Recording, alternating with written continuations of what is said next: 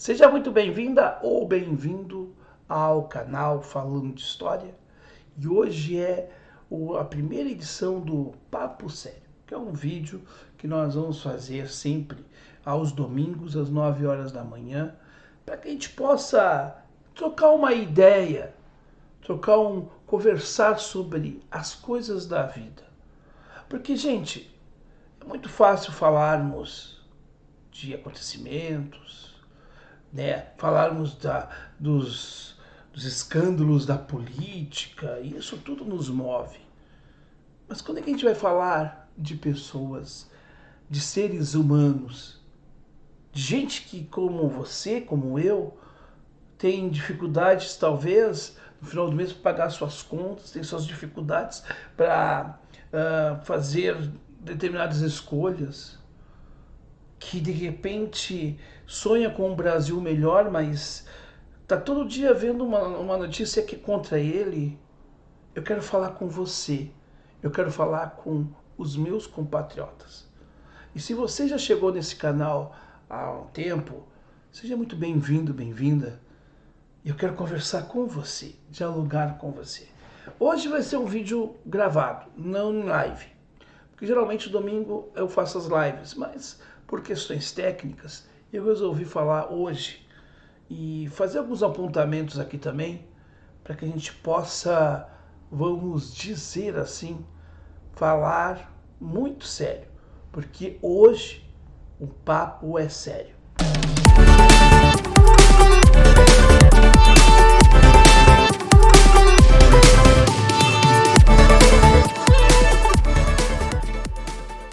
Papo Sério é o nosso vídeo de domingo, sempre às 9 da manhã.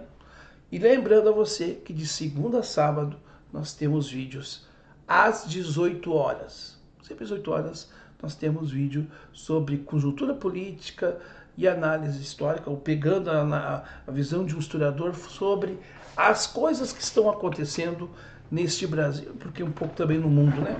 Neste mundo estão tão atribulado, tão louco, enfim. E antes de mais nada, eu peço que você já deixe o seu like, inscreva-se no canal, acione o sininho das notificações. E hoje o papo é sério porque eu vou abrir meu coração sobre algumas coisas que eu já até falei em outros momentos, mas eu acho que a gente tem que reforçar essas coisas. Eu fiz um vídeo há um pouco tempo atrás falando aí sobre a questão da militância política partidária.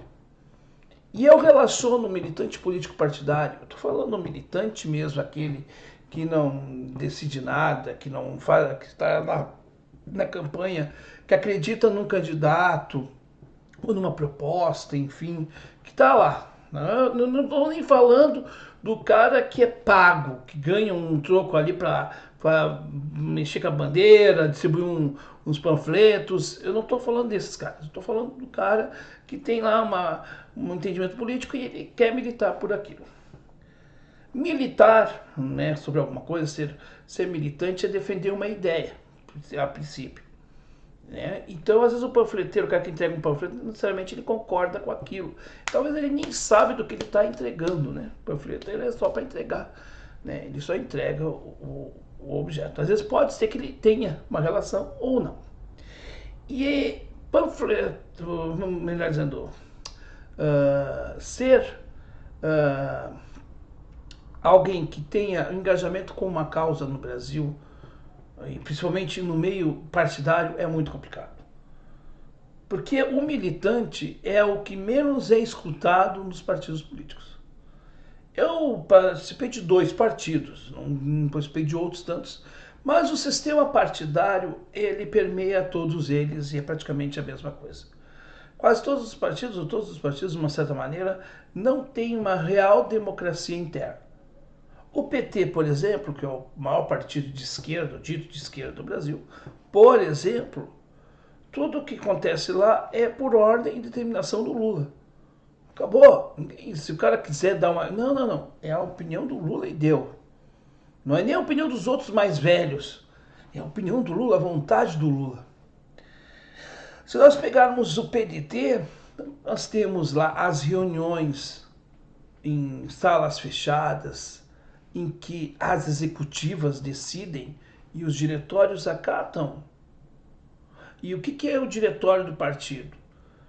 Tem uma representação de pessoas que representam ali, né, ali no caso, as pessoas que fazem parte do partido e que fazem uma interlocução com a executiva. Na verdade, a ideia seria, se fosse a coisa muito mais democrática, era o quê? Era o diretório determinar o que a executiva, que seria a direção do partido, tem que fazer. Só que, na verdade, na prática, nós temos o quê? Os partidos fazendo, né, as executivas fazendo o que elas querem e os diretórios, né, na verdade, é só um número ali bonitinho no papel. O partido é cartorial, né? Tá tudo no cartório bonito, mas a prática não existe. Então, hoje, ser militante político partidário e ser torcedor de um clube de futebol é tu não mandar em nada e tu só ser o quê? Ficar só com a bandeira na rua, gritando, berrando, brigando com os teus familiares, com os teus amigos. E quem, né, tá ali, que é o alvo, né, da briga, da discussão, tá numa boa, tá vivendo a sua vida e tu tá lá, talvez anulando a tua vida para viver a vida do outro. Veja o que acontece isso. Tem muita gente que fica, né, não, a minha semana é uma droga porque o meu time perdeu. Olha, gente, eu sou gremista, gosto de torcer pro Grêmio, gosto de ver jogo, mas sinceramente, hoje, se o Grêmio ganhar, eu fico feliz. Se o Grêmio perder, eu fico triste, mas eu vou fazer o quê? Não é isso que vai fazer eu ser feliz ou não. Eu não vou transferir a minha felicidade num jogo de futebol ou transferir as minhas expectativas, a minha vida num político A, B ou C. Você que faça, né, as suas escolhas, se você gosta do PT, se você gosta do Ciro, se você gosta do Bolsonaro, se você gosta de Simone Tebet, eu não sei, não me interessa isso. O que me interessa neste vídeo, e falando muito sério, é que eu tenho visto que as pessoas têm colocado, olha que coisa doida, transferido as suas expectativas e pondo no outro. Ou em coisas que não estão na sua realidade. Por exemplo, o Ciro Gomes não faz parte da minha realidade hoje. Bem, talvez ele me conheça, inclusive. Muito provavelmente, né? Então, por que eu vou ficar pensando no Ciro Gomes 24 horas? Eu tenho que pensar dentro do Ciro Gomes, do que ele fala que eu acho interessante ou não. Eu tenho que pensar na coisa prática da minha vida. Em estudar para ser um bom professor, em voltar para o mercado de trabalho, em ser um bom filho para minha mãe, né, para minha irmã, para as pessoas que me rodeiam. Eu tenho que fazer o bem para as pessoas. E aí talvez o segredo da vida seja pararmos de transferir os nossos desejos para o outro, de colocarmos na expectativa no outro, quando na verdade a felicidade não é uma conquista externa, é uma conquista interior. Agora, quando eu falei nos últimos vídeos sobre dores, falei das dores que os bolsolulistas têm, que os ditos ciristas também têm, e eu posso dizer que todos nós aqui nesse mundo, todos nós sentimos dor. Seja dor física ou dor emocional. Me lembrei de um jogo do Grêmio agora, recentemente, em que os repórteres detectaram que o Luis Soares, jogador do Grêmio agora, atualmente, né, estava lá jogando lá e ele não conseguia fazer um movimento porque estava com dor. Mas ele jogou o jogo e fez gol, inclusive. Ele superou a dor, porque a dor é um alerta. A dor física, porque se eu estou com um problema no movimento, é porque provavelmente uma articulação minha está com problema. Se eu tenho, né, uma dor sentimental, se eu me sinto vazio por dentro, porque, né, efetivamente eu me sinto uma pessoa que não me sinto completa, eu me sinto uma pessoa inferior, é porque eu tenho um problema psicológico, eu preciso buscar ajuda onde? No psicólogo, na minha espiritualidade. Eu sinto a falta de alguma coisa maior que possa me satisfazer, talvez a minha espiritualidade. Talvez você, nós não estamos sendo, né, nós estamos deixando nossa espiritualidade de lado. E eu não estou falando de religião, eu estou falando de espiritualidade mesmo. É muito mais além que religião, embora a religião ajude muito nesse processo. E eu estou falando também aqui, o papo é muito sério, é que a gente precisa saber que as nossas escolhas, elas têm um peso. E quando eu opto por não fazer parte da vida partidária, eu, eu elimino de vez uma expectativa, talvez, de eu poder me candidatar para um cargo eletivo. Mas também eu posso pensar o seguinte: quais são os resultados? O que me faz eu querer ter, né, um interesse de ter um cargo eletivo? No caso, né, um cargo de vereador, prefeito, sei lá, coisa desse tipo, sei lá, né? Esses cargos que as pessoas disputam a cada 4 anos. Isso me faz, o que vai, isso vai fazer bem para mim como pessoa? Aí você vai avaliar. Olha, eu posso ser vereador porque eu tenho essas ideias, eu consigo me controlar aqui, eu tenho recursos aqui e tal. Não, isso aqui, ó. E aí tu vai pensando e você vai fazendo escolhas. Olha, mas isso aqui, ó, eu até tinha vontade, mas quer saber de uma coisa? Eu acho que não é a hora para fazer isso. Ah, eu queria comprar um carro, mas agora não vou ter dinheiro para comprar carro. O dinheiro que eu tenho, se eu comprar um carro, eu vou deixar de ter uma casa. Então eu vou financiar a minha casa primeiro. Aí depois eu compro o carro. Aí a gente vai fazendo prioridades. E por que estou falando tudo isso? O que significa esse papo que eu estou falando com você? Esse papo que é sério. O papo sério de hoje é que a gente não pode depositar no outro aquilo que é de nossa responsabilidade. Eu digo e repito, algo que eu aprendi esse ano, inclusive. Nós podemos ter dores e vamos ter dor todo instante, mas só nós podemos ressignificar essa dor, superar ela. Porque nós podemos olhar para a dor e não fazer nada, ficarmos ali gemendo, não procurarmos ajuda médica, não procurarmos ajuda dos amigos, não procurarmos ajuda espiritual. Se eu ficar com a dor ali, ela vai continuar manifestando. Porque a dor é um sinal de que alguma coisa está errada. Então, se eu não me modificar, se eu não buscar ajuda, se eu não correr atrás, as coisas não vão acontecer. Ah, eu queria ter um canal de 100 mil inscritos. Pô, se tu não produz conteúdo, você não vai produzir conteúdo, você não produz nada, você não vai chegar a ter 100 mil inscritos. Ah, mas eu que... Então vai lá e busca o teu sonho. Não te limite e não pense pequeno. Porque pensar grande não é pensar arrogante. Pensar grande é pensar como o Grêmio fez essa semana, ou semana passada. Fez uma proposta para o Messi. Ah, o Messi não vai vir, provavelmente nunca virá para o Grêmio. Mas ele tentou. Ah, eu vou fazer um concurso? Eu quero passar acertando as 40 questões do concurso, ou 60.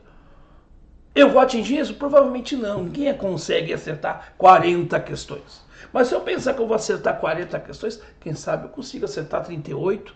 E essas 38 que eu acertei de 40 façam com que eu seja o primeiro a ser chamado num concurso difícil, onde tem disputa, sabe quantas pessoas por vaga. Pensar grande é pensar que a gente pode mais e não se limitar. E aí a gente às vezes cai, como eu já caí muitas vezes, no conto da falsa humildade. Que é achar que se rebaixando, se ofendendo, eu estou fazendo alguma coisa, porque eu estou me ofendendo. Eu estou sendo humilde. Não estou sendo humilde de coisa nenhuma. Você está sendo orgulhoso, achando que se rebaixando, virando capacho do outro, ou daquele que você acha que é melhor que você, e na verdade não é tão nada disso que você pensa, você está se destruindo. Então talvez a gente precisa olhar para dentro da gente, parar para pensar o que a gente quer da nossa vida. E aí a gente começa a evoluir como ser humano.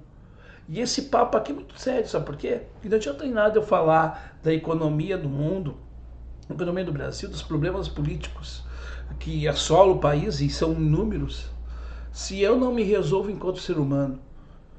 Eu quero falar da limpeza urbana da minha cidade, mas eu não consigo limpar o meu quarto. Eu quero falar da saúde pública, mas eu não busco ter hábitos saudáveis. Eu quero falar que a classe política é corrupta, mas eu continuo me corrompendo com coisas pequenas, porque não vai dar em nada e porque todo mundo faz igual, então tá liberado. Eu vou falar nisso o tempo todo, de que os outros é que precisam mudar, o mundo está errado e você não está errado em nada. É que sabe que tudo está tão errado que nós não contribuímos para esse erro. Então talvez olhar para dentro da gente e parar para pensar que talvez as escolhas que nós fizemos, nós arcamos com o peso delas. O plantio é livre, a colheita é obrigatória. Então, se nós estamos nos sentindo infelizes hoje, seja porque nós não temos emprego, seja porque temos emprego, mas não estamos realizados nele, seja porque temos relações tóxicas em nossa volta, seja porque o vizinho é um FDP, seja sei lá, por N motivos. Tudo em nossa volta está uma porcaria e só vejo coisas ruins em volta porque dentro de mim também está ruim. Há uma historinha rapidinha que vale a pena ser contada. Havia um casal em que todo dia o marido tomava café da manhã. Tinha uma vidraça enorme. E a vizinha sempre lavava roupas, né, nos fundos. E aí a esposa, aquelas fofoqueiras, né? Enfim, como essa vizinha é porca. E os lençóis dessa vizinha aí, tudo sujo, toda a vida suja, amarelo. Uma coisa horrorosa. E o marido ele ficou quieto, né? Ficava quieto, não falava nada. E aí um dia ele ficou de folga. E aí ele levantou mais cedo que ela. Pois ela então, quando ela levantou, e ela olhou para aquela janela, ela notou que as roupas que até então para ela eram amarelas, eram brancas, alvas. E ela perguntou para o marido: pois é, meu bem, como é que pode? A mulher aprendeu a lavar as roupas hoje? Depois de tanto tempo, né? Que bom, né? E aí o marido olha e diz: pois é, meu irmão, é que eu quero dizer uma coisa para ti. Eu fui lavar aqui a vidraça e estava muito suja a vidraça aqui. Meu Deus, há quanto tempo que tu não lavava a vidraça, hein? Ou a moral da história: a gente também precisa limpar as lentes dos nossos óculos. Nós precisamos limpar as nossas mentes. Porque senão nós vamos continuar reproduzindo o que o bolsonarismo reproduz. Que é acusar o outro daquilo que ele acha que o outro que faz. E quando você detecta que ele faz o mesmo, ele vai dizer que é porque ele faz porque o outro faz.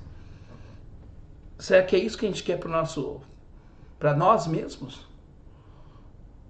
E, desculpa a palavra, foda-se se a gente vai ganhar ou perder eleições. Foda-se, desculpa, se o nosso time perdeu ou ganhou. Quando a gente está com o nosso compromisso com a gente mesmo, com Deus, com a gente, com a nossa família, o importante é saber que nem todos os dias nós vamos sorrir, porque os problemas vão estar presentes. Mas eu vou ter a paciência, a parcimônia e, quem sabe, o gosto de sentir a vitória depois da reversão do caos estabelecido. Porque daí a gente começa a ter resiliência, a transformar o que não é muito bom em alguma coisa palatável, que daqui a pouco vira uma coisa maravilhosa. Porque se na química nada se perde, tudo se transforma, já dizia Lavoisier, por que não na nossa vida a gente, né, não transformar as coisas ruins delas, né, naquilo que nos rodeia, que nos incomodam, em algo que possa ser bom para a gente no futuro? Mas para isso há um processo nosso, não do mundo lá fora. Quem só espera do mundo, quem só espera que um dia o governo vai mudar, enquanto a gente continuar esperando, as mudanças elas não vêm. E na história, todos os fatos históricos, se você pegar as grandes transformações, desde a Revolução Francesa, passando pela Revolução Industrial, tudo isso aconteceu e as coisas mudaram. Foram por ações individuais, por mudanças que depois se tornaram coletivas e que viraram realidade. Na Revolução Francesa, houve um consentimento e uma consciência coletiva de que não dava mais para manter aquele sistema. Então houve uma consciência coletiva, mas foi quando cada um daqueles entes foi tomando, né, para si e sabia o seu papel.